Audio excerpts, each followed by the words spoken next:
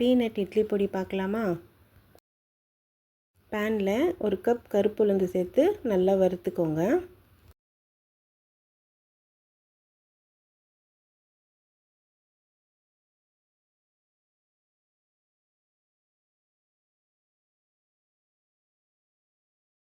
அரை cup peanut சேர்த்து அதையும் நல்லா வறுத்துக்கோங்க.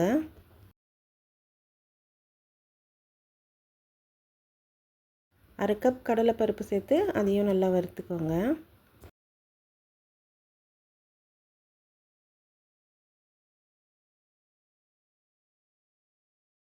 எள்ளையும் நல்லா வறுத்து எடுத்து வச்சுக்கோங்க.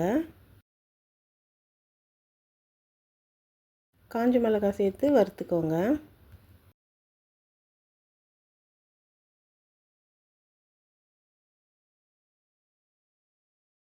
மிளகு, கருவேப்பிலை இது ரெண்டுத்தையுமே சேர்த்து நல்லா வறுத்து எடுத்து தனியாக வச்சுக்கோங்க.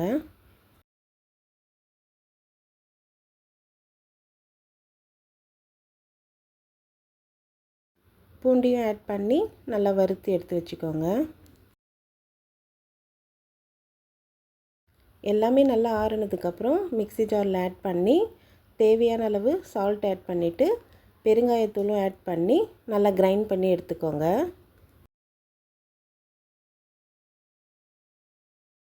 அவ்வளோதான், பீனட் இட்லி பொடி ரெடி. ட்ரை பண்ணி பாருங்கள்.